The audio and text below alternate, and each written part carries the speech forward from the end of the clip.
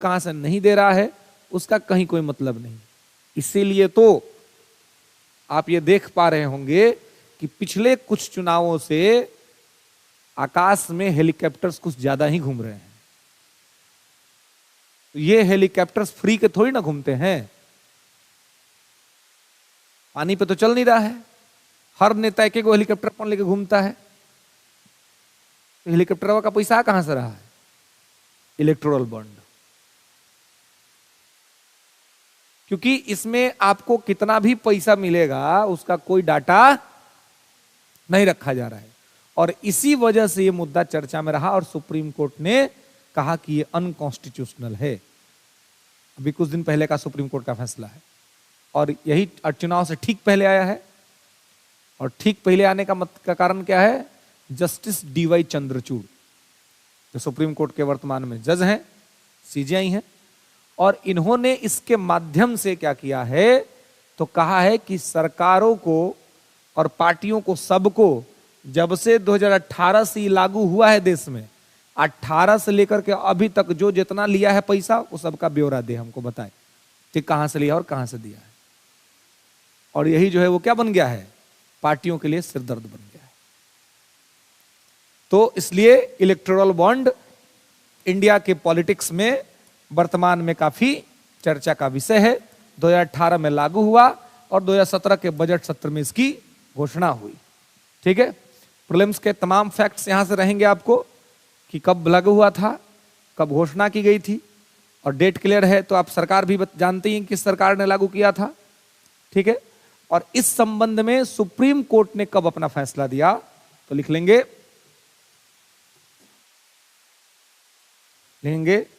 Note करके कि सर्वोच्च न्यायालय ने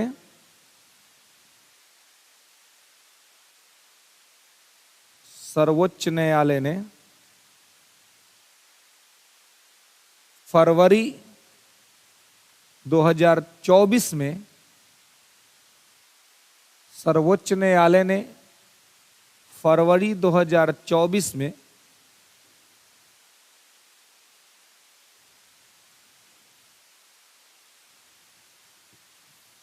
चुनावी बॉन्ड को असंवैधानिक करार दिया है।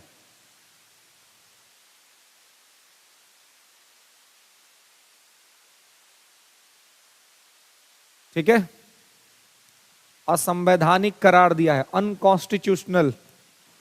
ठीक है, क्या किया है? असंवैधानिक करार दिया है, अनकॉन्स्टिट्यूशनल। ठीक है, असंवैधानिक करार दिया है। ठीक है, अब देखिए, तो असंवैधानिक करार दिया है, इसका क्या मतलब है? तो पूछा सकता ना कि किस आधार पर असंवैधानिक करार दिया, बेस क्या दिया? 5 जजों की बेंच ने यह फैसला सुनाया है। ठीक है, और 5 जजों के बेंच में हेड कौन थे? जस्टिस डीवाई चंद्रचूड़ जो सुप्रीम कोर्ट के चीफ जस्टिस भी हैं। ठीक है, तो इन्होंने अपना यह फैसला सुनाया है। आधार क्या है इसको अनकॉन्स्टिट्यूशनल कहने का? बेस क्या है? तो बेस लिखेंगे, नोट करके ये भी लिखेंगे कि न्यायालय ने कहा है कि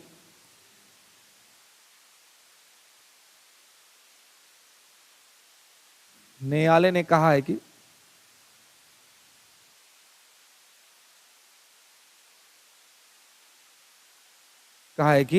न्यायालय ने कहा है कि चुनावी बॉन्ड योजना, ईबीएस इसको शॉर्ट में कहते हैं, इलेक्टोरल बॉन्ड स्कीम, ईबीएस,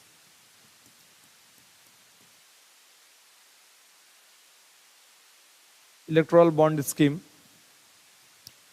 ने क्या लिखे हैं? चुनावी बॉन्ड योजना ईबीएस अनुच्छेद 19(1) के 1(a) के तहत, अनुच्छेद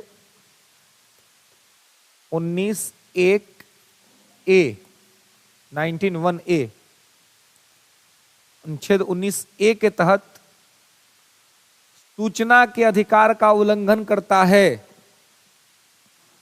19(1)(a) के तहत सूचना का अधिकार, राइट टू इंफॉर्मेशन, सूचना का अधिकार का क्या करता है? उल्लंघन करता है, वायलेशन करता है। ठीक है, सूचना के अधिकार का उल्लंघन करता है। ठीक है, अब देखिए, तो चूंकि सूचना के अधिकार का उल्लंघन करता है, राइट टू इंफॉर्मेशन का वायलेशन कर रहा है, तो यहां पर क्या मैटर हो रहा है भाई? तो आर्टिकल 19(1) क्या है? Right to speech and expression, वाक और अभिव्यक्ति की स्वतंत्रता। तो चूंकि वाक और अभिव्यक्ति की स्वतंत्रता वहां पर है, बोलने की आजादी है, एक्सप्रेशन की आजादी आपको मिली हुई है, तो उसी में सूचना का अधिकार होता है। तो सूचना का अधिकार भारत के हर नागरिक को मिला हुआ है कि वो किसी भी प्रकार की सूचना जो है वो सरकार से मांग सकता है और सरकार वो सूचना उसको देगी, एक्सेप्ट ऐसी सूचना जिससे कि स्टेट राज्य का सुरक्षा का बात हो तो वो आप नहीं पूछ सकते हैं, लेकिन सामान्य तौर की जानकारी आप सरकार से मांग सकते हैं।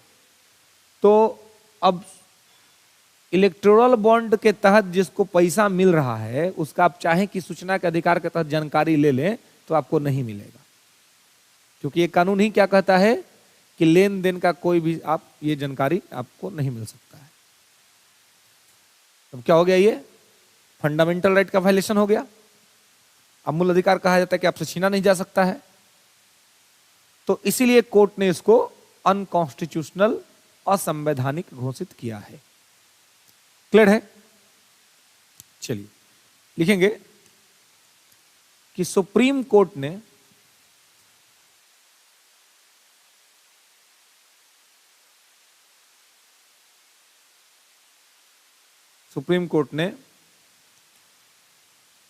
चुनावी बॉन्ड योजना को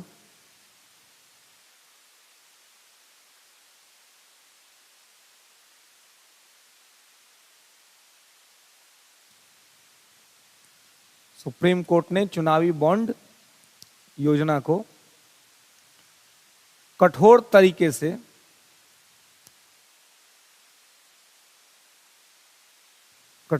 से खत्म करने की बात की है।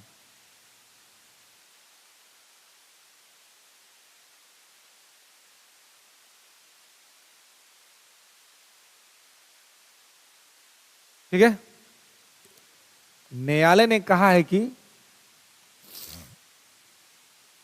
पहली वाली स्थिति ही लागू की जाए, माने जो व्यवस्था 2018 से पहले था वही लागू किया जाए, इलेक्टोरल बॉन्ड को खत्म कर दिया जाए।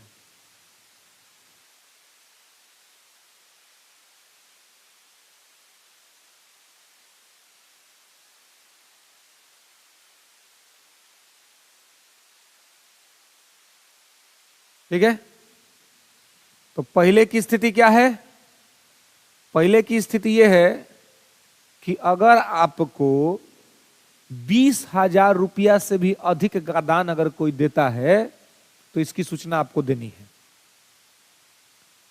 20,000 तक में फ्री है। अब 20,000 रुपया से अधिक का दान अगर किसी पार्टी को किसी ने दिया तो इसका सूचना वो डाटा रखेगा, आवश्यकता पड़ने पर अगर मांगा जाएगा तो उसको देगा। तो कोर्ट ने कहा है कि पहली वाली स्थिति ही बहाल कर दी जाए। ये अभी वाली जो चल रहा नहीं, कितना भी दीजिए, कितना भी लीजिए और कोई डाटा नहीं, कोई ब्यौरा नहीं, ये नहीं होगा। तो पहली वाली स्थिति को बहाल करने की बात कोर्ट के द्वारा कही गई है। ठीक है, तो लिखेंगे, क्या लिख लिया ना कि न्यायालय ने पहले वाली स्थिति को लागू करने की बात की है। ठीक है, नेक्स्ट आगे लिखेंगे कि अब सरकार जो व्यवस्था लाई है तो इसमें सरकार का भी तो कोई पॉइंट ऑफ व्यू होगा ना कि सरकार क्यों लाई। सरकार भी अपना कुछ तर्क दी होगी। लिखेंगे इस मसले पर सरकार का तर्क, comment of government on this subject, comment of government on this subject, इस विषय पर सरकार का तर्क या सरकार का विचार।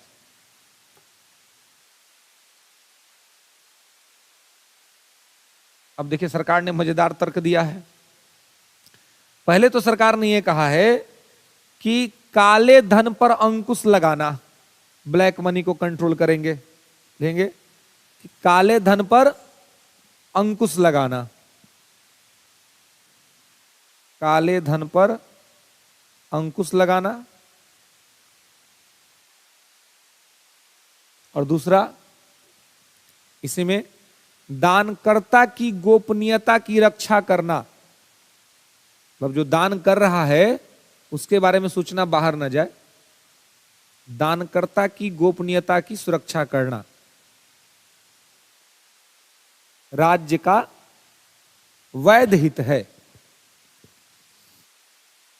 राज्य का वैध हित है, हाँ राज्य का वैध हित है, ठीक है, राज्य का वैध हित है, ठीक है, राज्य का वैध हित है। नेक्स्ट, दानकर्ताओं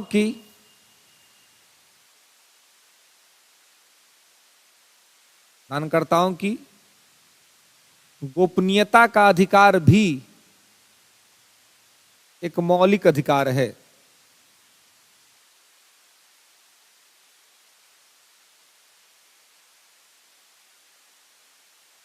दानकर्ताओं की गोपनीयता भी एक मौलिक अधिकार है, कि जो लोग दान कर रहे हैं उनकी गोपनीयता बनाए रखना भी एक फंडामेंटल राइट है, इसको फॉलो अप करना चाहिए, ठीक है। नेक्स्ट, सरकार ने तर्क दिया कि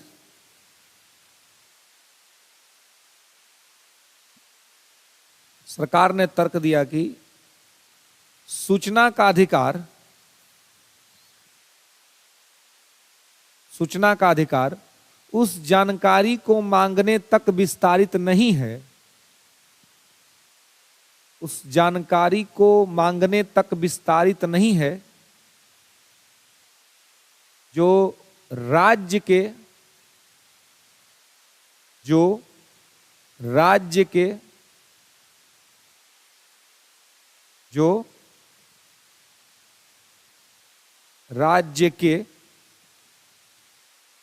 अधिकार क्षेत्र, जो राज्य के अधिकार क्षेत्र या जानकारी में नहीं है। अब सरकार यहां से बचने का कोशिश की है ना, जो जिस आधार पर कोर्ट ने अवैध घोषित किया है, तो सरकार ने कहा कि जो जानकारी हमारे पास ही नहीं है वो हम कैसे दे सकते हैं, और दूसरा चीज कि कुछ चीज जो गोपनीय है तो उसको हम शेयर नहीं कर सकते हैं। सरकार ने यह भी कह दिया कि जो लोग दान कर रहे हैं, जो लोग हमें पैसा दे रहे हैं, हम उनकी गोपनीयता को सुरक्षित रख रहे हैं। और एक मजेदार बात जो स्टार्टिंग में ही सरकार ने कही कि हम काला धन पर अंकुश लगा रहे हैं। इस माध्यम से काला धन पर कैसे अंकुश लगेगा तो समझ में नहीं आ रहा है जी। पैसा किसका आ रहा है, कहां जा रहा है, इससे तो यह समझ में आ रहा है कि काला धन आराम से व्हाइट मनी हो जाएगा। ब्लैक मनी को आसानी से व्हाइट मनी बनाया जा सकेगा, इसके माध्यम से पता ही नहीं चलेगा किसका आया, किसने दिया, कहां गया, कितना दिया, ये बस देने वाले जानेंगे और लेने वाले जानेंगे, बीच में आगे कोई पीछे नहीं जान पाएगा। इसलिए आप देखिए छोटी छोटी पार्टियां जिनके पास एक बार भी सत्ता में भी नहीं आई, बड़े लोग तो जो बड़ी पार्टी जो बहुत बार सत्ता में रही, जैसे अभी लोग सत्ता में हैं, कांग्रेस है तो बहुत दिन तक देश चलाई, तो लोग तो बहुत बड़ी बड़ी मतलब ये लोग मछली नहीं, लोग मगरमच्छ है ना। लेकिन इन नई नई पार्टियां भी जो अभी अभी कुछ वर्षों में उभरी हैं, इन पार्टियों के पास इतना पैसा कहां से आता है जी। इनकम टैक्स पर तारामंडल के पास आप बड़ा बड़ा होर्डिंग देखते हैं, एक एक महीने अगर यहां पे होर्डिंग लग जाए तो उसके लिए 1.5 लाख, 2 लाख और 5 लाख रुपए देने पड़ते हैं, और आपको हमेशा कभी खाली नहीं दिखेगा। और ये छोटी छोटी पार्टियों का यहां पे होर्डिंग लगा रहता है, तो इनका पैसा आ कहां से रहा है। लोग कौन सा नौकरी कर रहे हैं भाई, लोग नौकरी दे रहे हैं, है? फिर भी इतने बड़े बड़े ये हो रहे, होर्डिंग्स लग रहे हैं, इतना ऐड हो रहा है, इतना पैसा आ रहा है। अभी देखिए अब चुनाव चल रहा है तो सभी पार्टियां एक से बढ़ के एक रैलियां कर रही हैं, है ना, पैसे खर्च हो रहे हैं। इतना पैसा सब आ कहां से रहा है, कौन दे रहा है पैसा, इसका कोई डाटा नहीं है। कौन कहां से दे रहा है और कौन किसके पास आ रहा है, कौन कहां से ये कर रहा है, इसके संबंध में किसी प्रकार का कोई डाटा वास्तव में देखने को नहीं मिल रहा है। प्रोसीड। क्या लिखे हैं?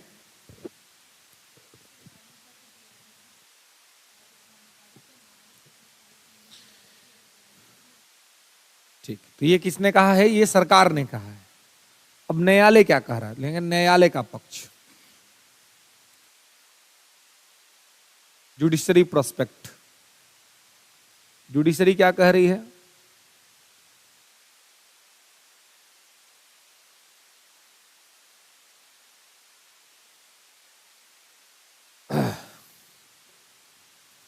तो न्यायालय ने क्या कह दिया?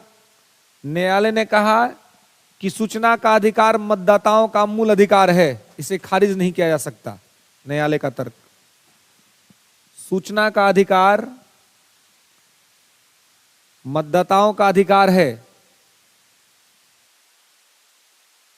इसे खारिज नहीं किया जा सकता।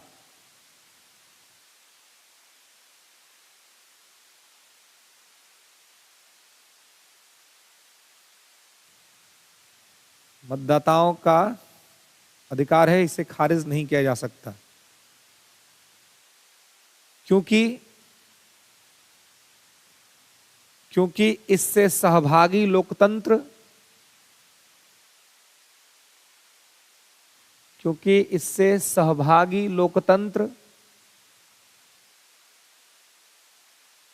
पीपुल्स पार्टिसिपेशन डेमोक्रेसी, सहभागी लोकतंत्र और सरकार को जवाबदेह बनाने में, सहभागी लोकतंत्र और सरकार को जवाबदेह बनाने में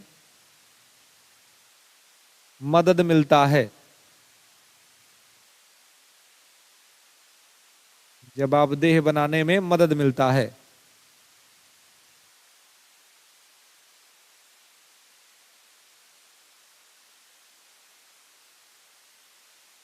सहभागी लोकतंत्र और सरकार को जवाबदेह बनाना, रिस्पॉन्सिबल गवर्नमेंट में मदद मिलता है ना। जब सरकार ने कहा कि हम नहीं दे सकते हैं सूचना, तो कोर्ट ने क्या कहा कि सूचना तो आपको देना पड़ेगा, क्योंकि आप जिनसे छुपा रहे हैं उनका ये अधिकार है, वोटर्स का। तो वोटर्स मांगेंगे, और ये सूचना का अधिकार आपके लोकतंत्र को और मजबूत करता है।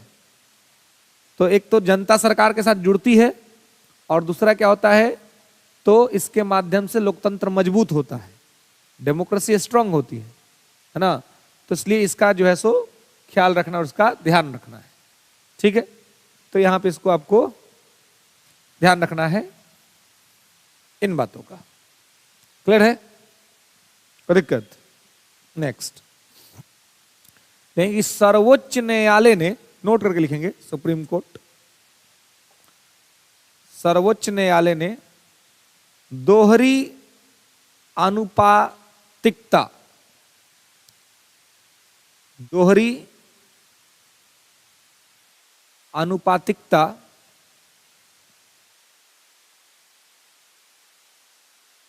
दोहरी आनुपातिकता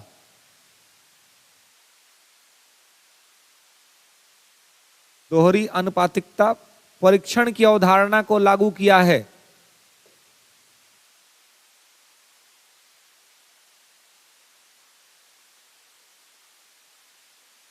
दोहरी आनुपातिकता परीक्षण को लागू किया है।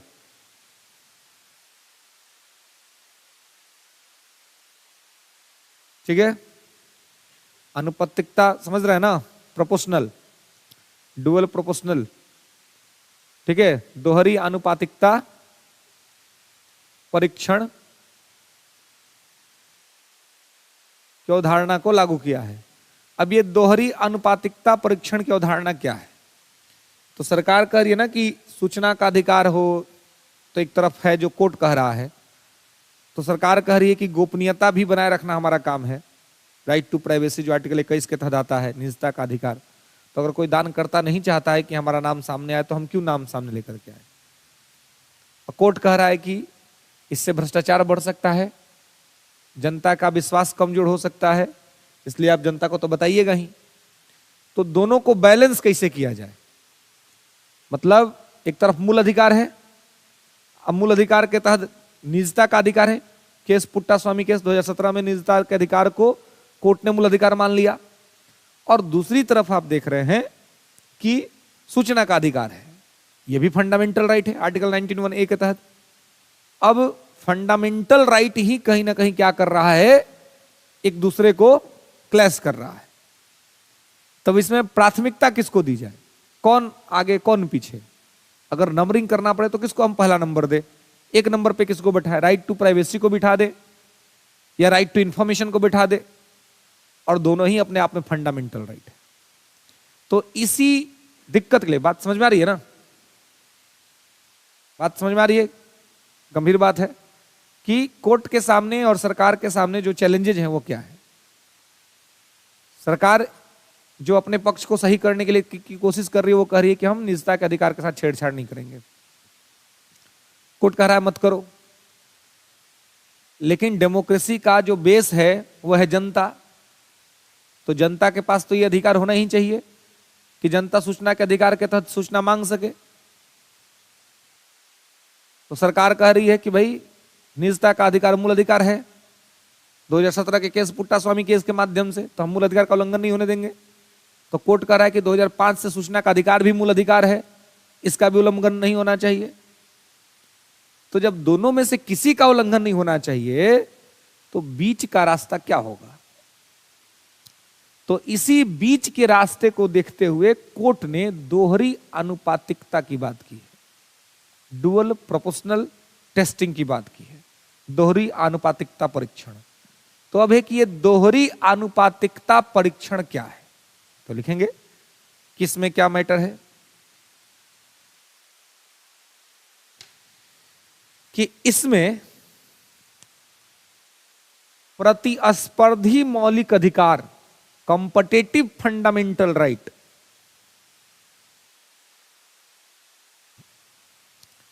इसमें प्रतिस्पर्धी मौलिक अधिकार, सूचना के अधिकार और निजता के अधिकार,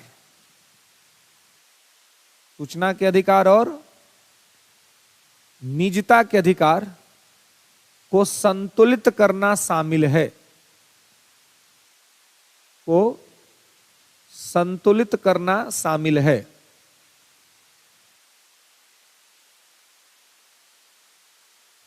को संतुलित करना शामिल है।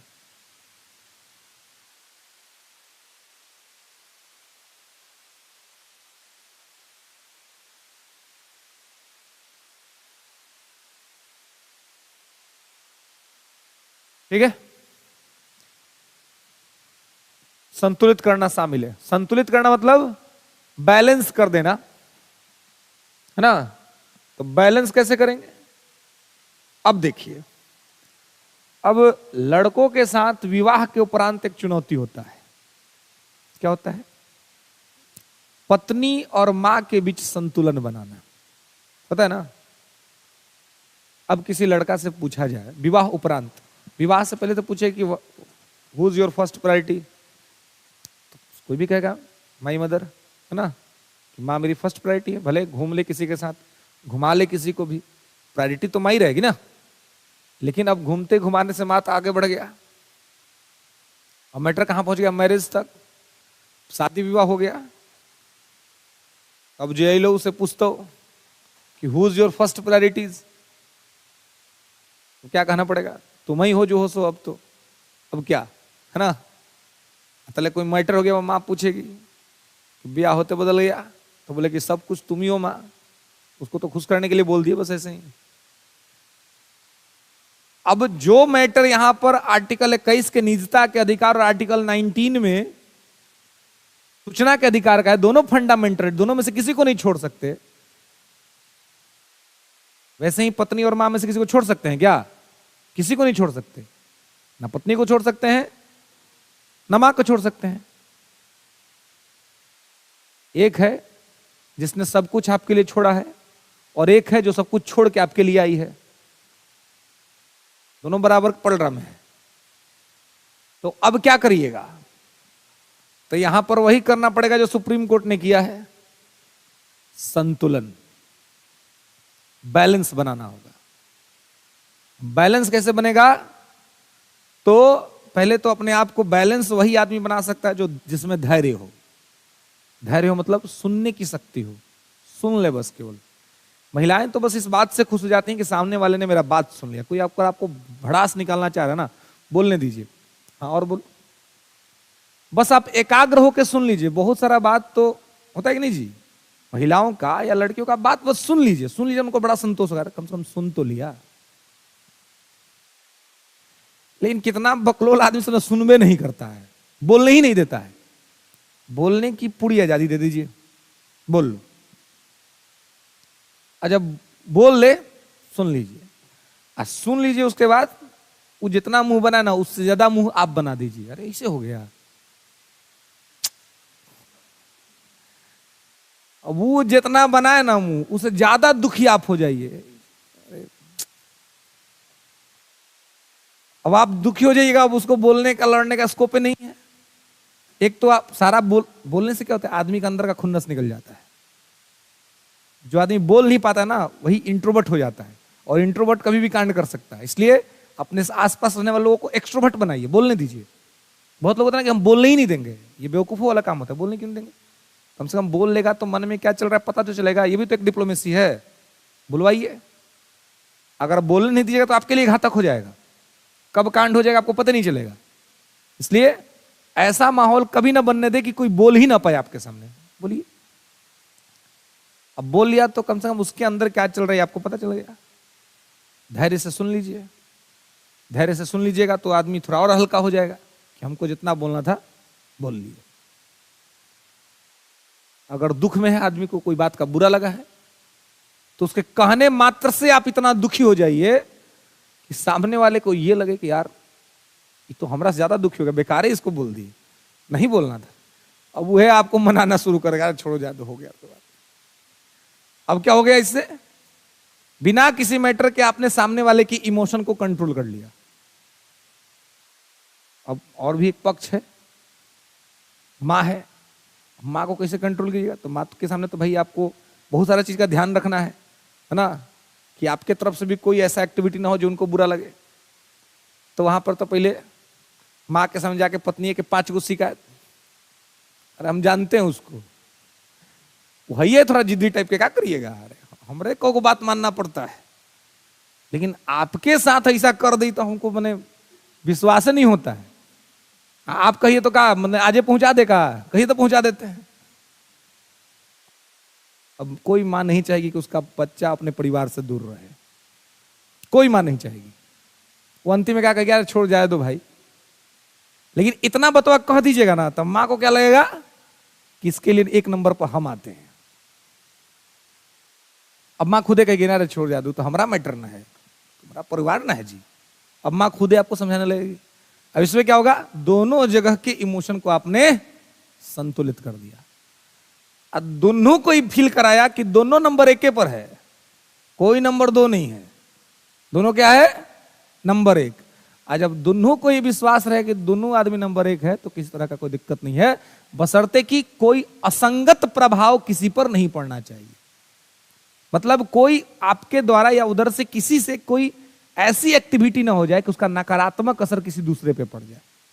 निगेटिविटी को कंट्रोल करना है। कोर्ट ने भी यही कहा है। कोर्ट ने कहा है कि दोनों इंपॉर्टेंट है। आर्टिकल 21A भी इंपॉर्टेंट है, और आर्टिकल 21 का सब क्लॉज निजता का अधिकार वो भी इंपॉर्टेंट है। कोई 1 नंबर नहीं, कोई 2 नंबर नहीं, दोनों 1 नंबर है। तो दोनों का आवश्यकता के अनुसार सरकार को ध्यान रखना जरूरी है। और सरकार को, व्यवस्था को यह ध्यान रखना है कि आर्टिकल 21 को प्रोटेक्ट करते करते कहीं ऐसा ना हो जाए कि देश में भ्रष्टाचार आ जाए, और आर्टिकल 19 भी कहीं अपना अधिकार मांगते मांगते वहां तक ना पहुंच जाए जिससे कि सरकार की सुरक्षा खतरे में पड़ जाए। तो दोनों को क्या करना है, बैलेंस रखना है।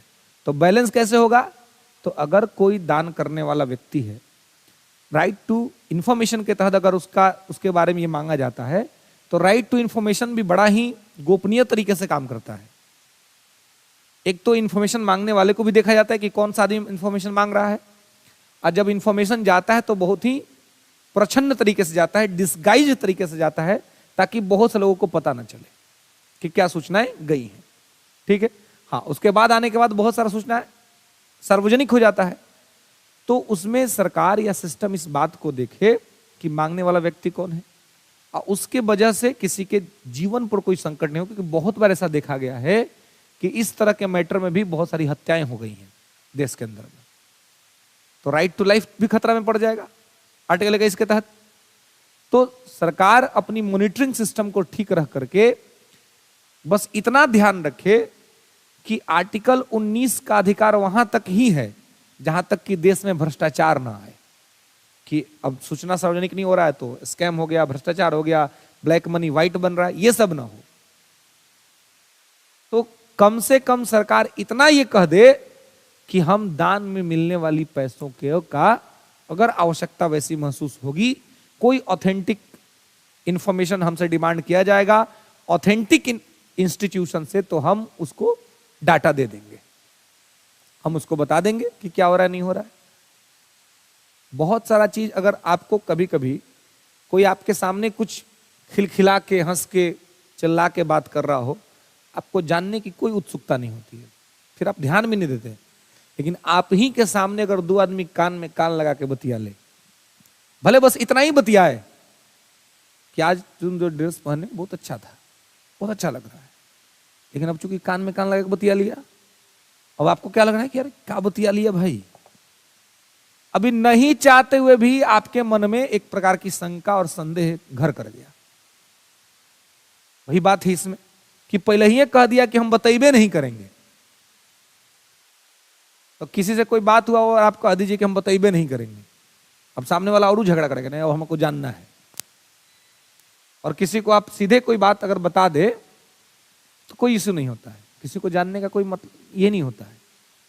तो वही कोर्ट ने कहा है कि भाई दोनों के बीच में क्या करिए, संतुलन बनाइए, बैलेंस बनाइए, और जिस स्थिति तक किसी का कोई अहित ना होता हो आप सूचना को बाहर आने दीजिए। ठीक है, कि इससे क्या होगा कि लोकतंत्र में विश्वसनीयता बढ़ेगी, एक तो ट्रांसपेरेंसी रहेगी, और ट्रांसपेरेंसी के साथ साथ क्या होगा, तो विश्वसनीयता बढ़ेगा। और अगर ये दोनों चीजें होंगी तो भारत की जो लोकतंत्र की आयु है, जो डेमोक्रेसी का एज है, ये डेमोक्रेसी का एज काफी आगे जाएगा। क्लियर है? प्रोसीड। आगे लिखेंगे कि सर्वोच्च न्यायालय ने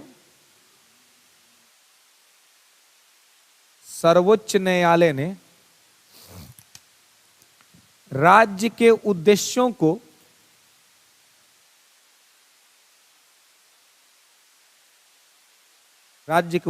को प्रभावी ढंग से प्राप्त करने के लिए, राज्य के उद्देश्यों को प्रभावी ढंग से प्राप्त करने के लिए, प्रभावी ढंग से प्राप्त करने के लिए, प्रभावी ढंग से प्राप्त करने के लिए चुनावी ट्रस्ट योजना, चुनावी ट्रस्ट योजना, चुनावी ट्रस्ट योजना जैसे कम दखल देने वाले, चुनावी ट्रस्ट योजना जैसे कम दखल देने वाले तरीकों की उपलब्धता पर प्रकाश डाला है, तरीकों की उपलब्धता पर प्रकाश डाला है।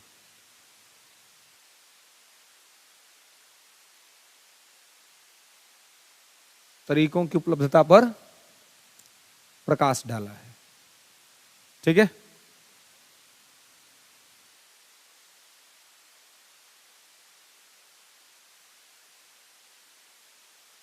अब देखिए, तो ये समझ में आया सरकार का क्या पक्ष है और कोर्ट का क्या पक्ष है? क्लियर है? कोई दिक्कत? अब इसने क्या आदेश जारी किया है? सुप्रीम कोर्ट का आदेश, ये जब डिसीजन आया है तो डिसीजन के बाद सुप्रीम कोर्ट ने क्या आदेश जारी किए हैं, तो लिखेंगे सर्वोच्च न्यायालय का आदेश, ऑर्डर ऑफ सुप्रीम कोर्ट।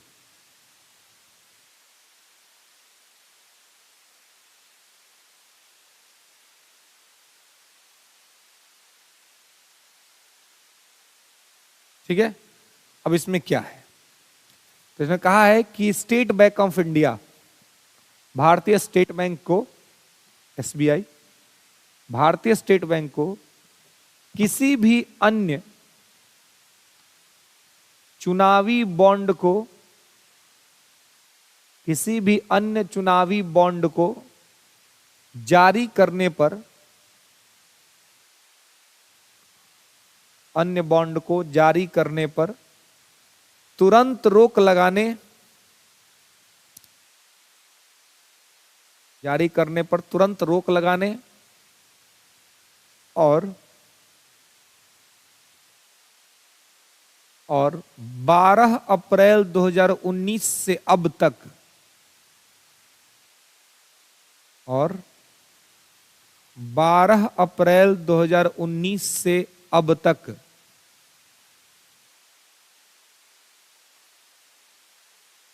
12 अप्रैल 2019 से अब तक राजनीतिक दलों द्वारा खरीदे गए,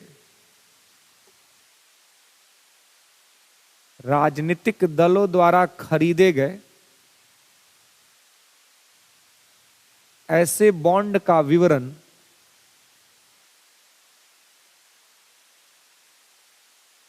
ऐसे बॉन्ड का विवरण भारतीय निर्वाचन आयोग, भारतीय निर्वाचन आयोग को प्रस्तुत करने, भारतीय निर्वाचन आयोग को प्रस्तुत करने,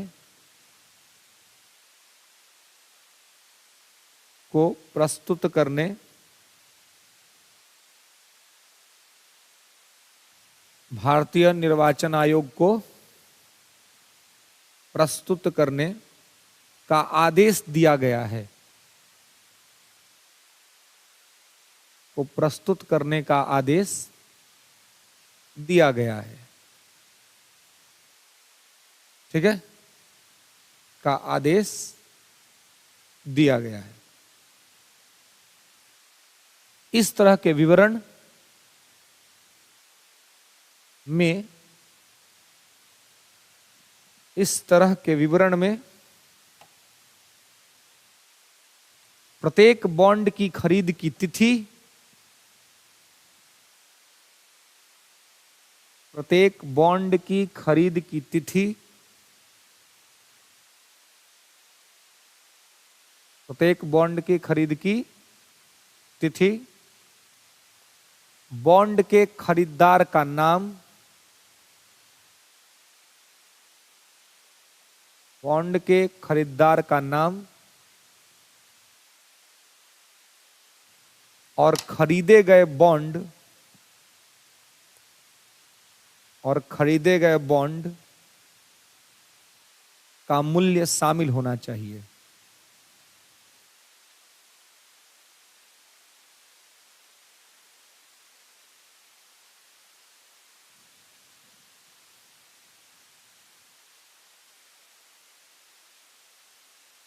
ठीक है, अब देखिए, अब इससे क्या होगा, तो अभी तक जितना बॉन्ड लिया गया है वो सब मालूम चल जाएगा। और अगर आप न्यूज देख रहे होंगे, न्यूज से अवेयर होंगे, तो इसका एक डेट कोर्ट ने रिलीज किया था 13 मार्च 2024 और आज है 15 मार्च। डाटा आ चुका है सामने, एसबीआई ने रिलीज कर दिया है और ये इस चुनाव में एक बड़ा कारक साबित होगा। है? अब बहुत जगह का नाम निकल के सामने आ रहा है, ठीक है। तो अब आप समझिए कि किस तरीके से इसमें कोर्ट ने कहा था कि 13 मार्च 2024 तक डाटा आपको रिलीज कर देना है कि 2019 से लेकर के अभी तक किसने कितने बॉन्ड लिए हैं, कहां से लिए हैं, कितना मूल्य का है, कितना पैसा का है, किसको मिला है। और अगर कोई इस बीच बॉन्ड लिया गया है और वो बॉन्ड अभी तक भुनाया नहीं गया, मतलब कि उसका पैसा निकला नहीं है, तो उस बॉन्ड को वापस भेज दिया जाएगा कंपनी के पास, उसका पैसा उसके पास चला जाएगा, दूसरा जिसको उसने दिया है उसके पास नहीं जाएगा।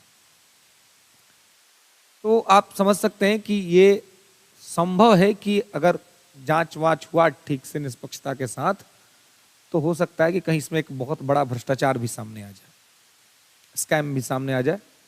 अब फोन कर रहा था, कैसे कर रहा था, ये तो कहना मुश्किल होगा, लेकिन हाँ, अगर निष्पक्षता से जांच हुई तो चीजें तो सामने आएंगी ही। क्योंकि आप जब कोई डाटा ही रिलीज नहीं कर रहे थे, कुछ डाटा जब बाहर नहीं आ रहा था, और इस बीच कितने चुनाव हो चुके, लोकसभा का तो हुआ ही था 19 का चुनाव, उसके बाद कितने सारे स्टेट में चुनाव हुए, तो सभी स्टेट में राजनीतिक पार्टियों ने इसका लाभ उठाया होगा। और आप देखिए कि मजेदार बात क्या है कि राजनीतिक पार्टियां इसका विरोध नहीं कर रही हैं, अन्य मुद्दे पे सब एक दूसरे का विरोध कर रहे हैं, लेकिन चाहते तो इसको एक मुद्दा राजनीतिक पार्टियां बना सकती थी ना बड़े स्तर पर, लेकिन कोई नहीं बनाया। कोर्ट ने अपना डिसीजन दिया है। क्यों नहीं बनाया? क्योंकि कमोबेश फायदा सबको हो रहा था, सबके देने वाले हैं, सबको फायदा हो रहा था कि आराम से मिल ही रहा है, कोई दिक्कत नहीं है। जब आप देखते होंगे पार्लियामेंट्रियंस के वेतन भत्ते बढ़ाने का विधेयक संसद में आता है तो आपको पता नहीं चलता है और ध्वनि मत से पास हो जाता है। किसी राज्य के विधानसभा में विधायकों का वेतन बढ़ाने के संबंध में कोई विधेयक आता है तो आपको पता नहीं चलता है, ध्वनि मत से पास हो जाता है। क्यों? क्योंकि उसमें अपना फायदा है, अपना पैसा बढ़ रहा है, तो कोई हो हंगामा नहीं, कोई हल्ला नहीं। और वह जनता के अधिकार के लिए, जनता के संबंध में, जनता के लिए अगर कुछ ऐसा हो रहा है तो क्या हो जाएगा, वो अपने आप में बहुत बड़ा कारण बन जाएगा कि नहीं भाई ये नहीं हो सकता है ना। बहुत विवाद होगा, 3-4-5 महीना लग जाएगा विधेयक को पास होते होते, हो सकता है पास भी ना हो, सरकार को उसके लिए अध्यादेश लाना पड़ जाए। लेकिन अपना वेतन भत्ता से के अपने सुविधा के संबंध में अगर कोई विधेयक होता है, ध्वनि मत से पास होता है ना, किसी को कोई दिक्कत या समस्या नहीं होती है। ठीक है, चलिए आगे आइए। तो चुनावी बॉन्ड, हाँ अब अगला ये तो कोर्ट का आदेश था, ठीक है।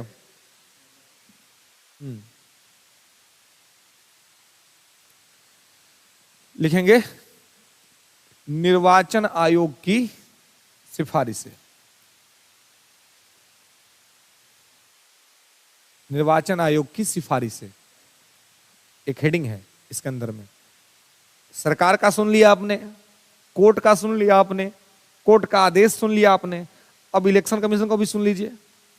देखिए ये क्या होता है, ये सब तरीका क्या है, ये सब तरीका है प्रॉपर मेंस का, कि आपको सारा बात, सारी चीजें पता होनी चाहिए कि अगर कहीं पे पूछा जा रहा है जाए तो आप प्रॉपर बता पाए कि कहां पे क्या और किस तरह से। ठीक है, अभी आज तो फ्राइडे, सैटरडे संडे को क्या करते हैं कि अभी आप लोग की क्लास लगवाएंगे, सैटरडे को भी, कल भी और संडे को भी।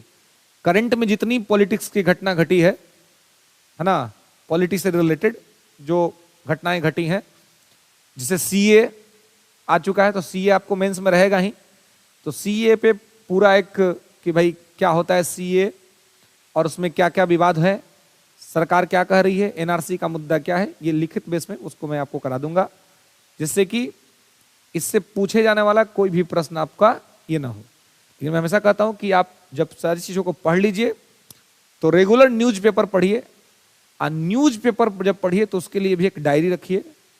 और न्यूज़पेपर में आप देखिएगा कि अब बीपीएससी का भी चाहे यूपीएससी का भी एक जो पैटर्न है कि करंट में वो आपसे वही चीज पूछती है, या आपको पॉलिटी, हिस्ट्री, ज्योग्राफी, इकोनॉमी में ट्रेडिशनल पढ़ाई करने से मैटर नहीं होगा। अब पेपर पढ़िए, आप पेपर में देखिए कि इकोनॉमी का कौन सा बात चर्चा में चल रहा है, पॉलिटी का कौन सा बात चर्चा में चल रहा है, हिस्ट्री का कौन सा बात चर्चा में चल रहा है, आप पाएंगे कि उसी टॉपिक से पॉलिटी में क्वेश्चन बनेगा, उसी टॉपिक से हिस्ट्री में क्वेश्चन बनेगा, अलग से नहीं बनता है। आप सोचते कहां से क्वेश्चन पूछ दिया? पिछले 1.5 साल में जो चीजें चर्चा में रहती हैं उसी का इतिहास पूछता है, उसी का भूगोल पूछता है, उसी का राज्य व्यवस्था पूछता है। लेकिन हम ट्रेडिशनल पढ़ने में रह जाते हैं, बुक्स, नोट्स, किताब। लेकिन दिक्कत क्या है, उसे ही जिसका नोट्स करंट से कनेक्टेड है, मतलब पेपर पढ़ा, आप पेपर में पॉलिटी का कोई न्यूज सुना, जैसे मान लीजिए कि दल बदल हमेशा चर्चा में रहता है, तो आपने अपने नोट्स में दल बदल पढ़ा है और आप पेपर पढ़े, तो पेपर से दल बदल का जो इंफॉर्मेशन आया आपने नोट्स में लिख दिया वहां पर। उससे क्या हो गया, अब आपका नोट्स क्या हो गया, अपडेटेड हो गया। 5G आ गया, 6G आएगा, तो क्या ये सब नया वर्जन है ना। तो नोट्स तो आपने लिख लिया, लेकिन इसको भी तो अपडेट करना पड़ेगा। अपडेट कैसे होगा? अगर आप न्यूज़पेपर पढ़ते रहेंगे और न्यूज़पेपर से संबंधित टॉपिक के इंफॉर्मेशन को उसमें डाल देंगे, तो आपका नोट्स क्या हो जाएगा, अपग्रेड हो जाएगा। अपग्रेडेशन का काम होना चाहिए नोट्स के साथ, बुक्स के साथ। इतिहास का किताब पढ़ रहे हैं और कोई साइट चर्चा में कहीं पर खुदाई चल रही है और उसका न्यूज आ गया, तो उस चैप्टर में गए, वहां पे लिख दिया कि यहां से ऐसे ऐसे हुआ है। इससे क्या होगा, एक साथ दोनों चल रहा है आपका। और आप पाएंगे कि करंट का क्वेश्चन नहीं है, करंट का तो अलग क्वेश्चन बनता है, लेकिन हिस्ट्री में भी जो क्वेश्चन अगर आपको बनेगा तो वो वही बनेगा जो पिछले 1.5 साल में चर्चा में रहा है। और इस अप्रोच पे अगर करेंगे तो आपको प्रिलिमिनरी में भी कोई दिक्कत समस्या नहीं होगी। लेकिन दिक्कत कब होता है, जब हम लोग इसको छोड़ देते हैं, नहीं करते हैं। समझ रहे हैं? तो इसको यहां पे आपको ध्यान रखना है। ठीक है, प्रोसीड।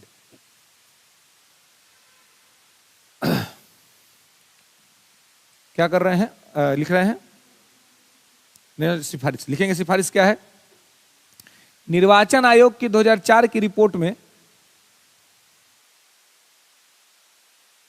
निर्वाचन आयोग के 2004 की रिपोर्ट में राजनीतिक दलों के लिए,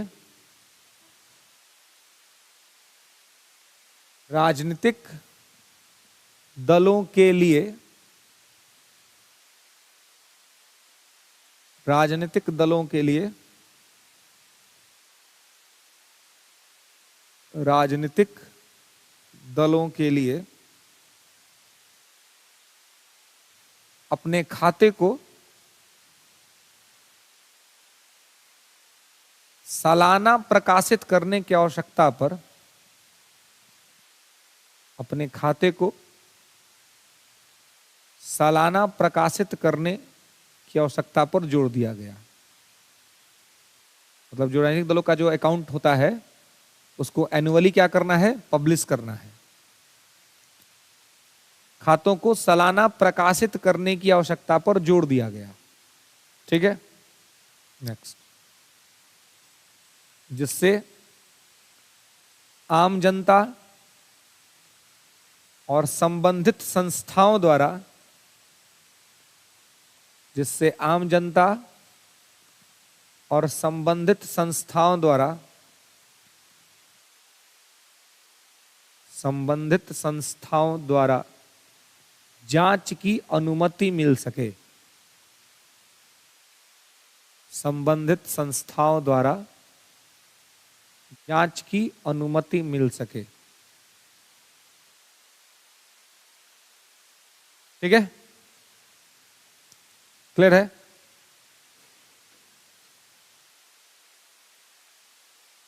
कैग के लिए, कैग बोले तो कंप्ट्रोलर एंड ऑडिटर जनरल, नियंत्रक और महालेखा परीक्षक, कैग के लिए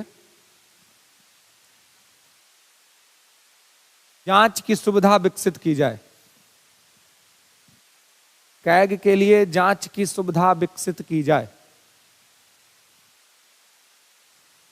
कैग के लिए जांच की सुविधा विकसित की जाए। ठीक है, कैग के लिए जांच की सुविधा विकसित की जाए।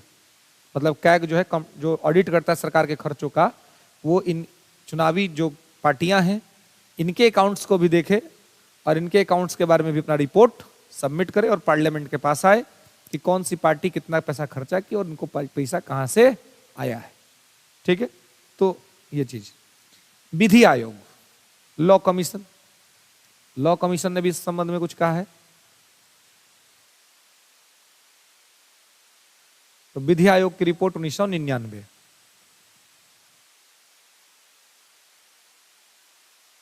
ठीक है, तो विधि आयोग का रिपोर्ट इस मैटर पे क्या कहता है, किस प्रकार कहता है, इसको हम लोग देखेंगे नेक्स्ट क्लास में। ठीक है, कि विधि आयोग की रिपोर्ट क्या कहती है, किस प्रकार से कहती है ना, है? इसमें और भी चीजें हैं अभी, है ना। विधि आयोग का रिपोर्ट है, सरकार के आगे की रणनीति है, क्या हो सकता नहीं हो सकता है। एक हाँ,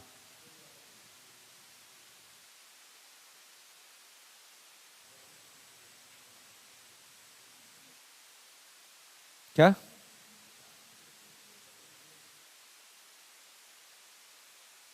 हम्म, हाँ,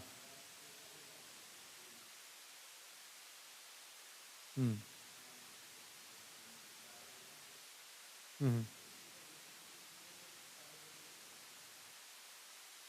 देखिए, अब ये आदेश राष्ट्रपति से क्यों निकले, राष्ट्रपति देश के प्रथम नागरिक हैं, है ना। तो सरकार को पता है कि अगर ये आ गया तो दिक्कत हो जाएगी, है ना। और अगर चुनाव से पहले इस मुद्दा पर डिस्कशन होना शुरू हो गया, चुनाव अभी 1 महीना के अंदर होने वाला है, मई में चुनाव है, और अगर चुनाव से पहले ये सारे मुद्दे ऐसे सार्वजनिक हो गए तो दिक्कत हो सकता है चुनाव के परिणाम में। तो ये निकेन प्रकारेण किसी भी तरीके से इस मुद्दे को चुनाव के बाद तक टाल दिया जाए, कम से कम ये टारगेट है कि तो इसमें अब प्रेसिडेंट का इंटरफेयर हो, कोर्ट ना माने, क्योंकि कोर्ट के साथ भी अभी दिक्कत है कि अभी जो जस्टिस डीवाई चंद्रचूड़ है सरकार की सुन नहीं रहे हैं, है ना।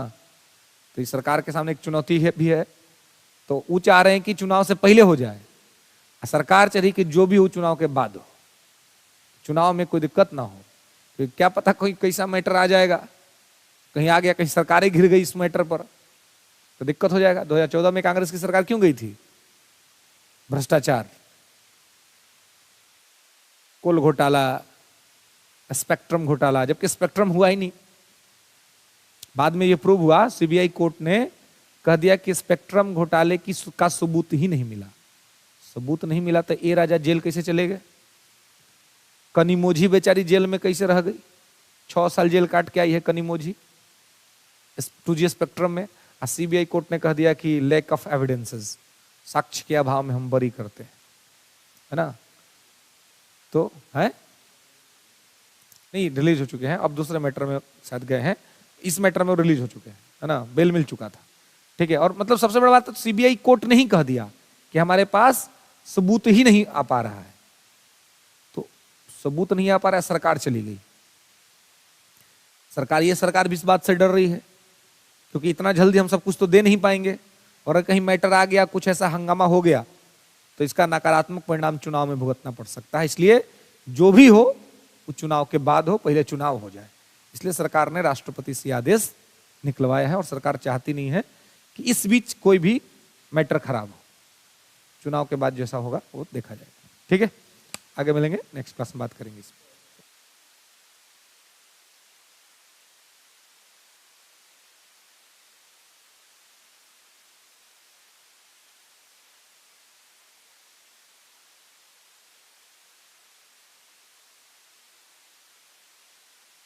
रहेगी, है ना।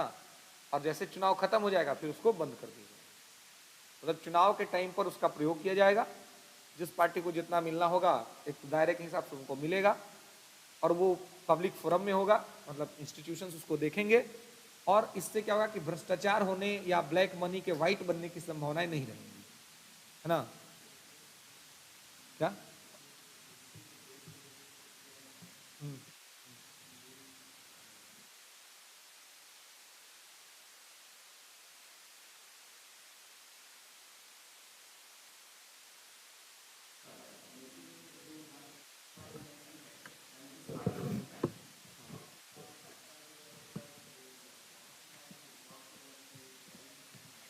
कोई भी फॉर्म हो सकता है, यही तो कह रहा है कोर्ट, तरह की चुनावी या ट्रस्ट बना दीजिए, वही एक कमेटी कह दीजिए, ट्रस्ट कह दीजिए, जो कह दीजिए कि ग्रुप रहे, वो पब्लिक फोरम में रहे, पब्लिक को जब चाहे तो राइट टू इन्फॉर्मेशन वहां से सूचना निकाल सके, और इसका एक डाटा रहे किसके पास कितना आया और किसके पास से कितना गया। ठीक है, ठीक है फिर।